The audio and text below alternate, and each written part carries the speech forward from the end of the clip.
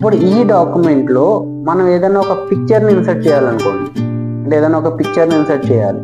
So పిక్చర్లో మనకి 2 types of pictures ఉంటాయి, ఆఫ్లైన్ పిక్చర్స్, ఆన్లైన్ పిక్చర్స్. అంటే ఏం లేదు, ఆఫ్లైన్ పిక్చర్ అంటే మనం ఆల్రెడీ సిస్టంలో సేవ్ చేసుకుని ఉన్న పిక్చర్స్.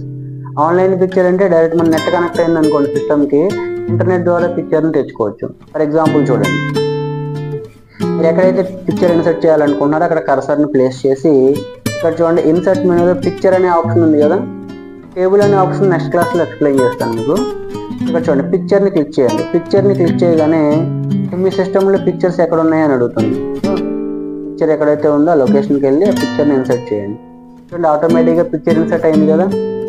So size తగ్గిస్తున్నాను. సైజ్ ఎలా తగ్గించాలి పిక్చర్కి? కార్నర్లో చూడండి బార్డర్ ఉంది కదా, జస్ట్ అక్కడ కర్సర్ని ప్లేస్ చేసి డ్రాగ్ చేస్తే ఆటోమేటిక్గా సైజ్ అనేది ఇంక్రీజ్ అవుతుంది. సో ఎప్పుడైతే మీరు పిక్చర్ని ఇన్సర్ట్ చేశారో ఆటోమేటిక్గా ఇక్కడ చూడండి ఫార్మేట్ మెనూ అనేది యాడ్ అవుతుంది. పిక్చర్ని మీరు సెలెక్ట్ చేయగానే ఆటోమేటిక్గా మీకు ఏమవుతుంది, ఫార్మేట్ అనే మెనూ యాడ్ అవుతుంది. ఓకే.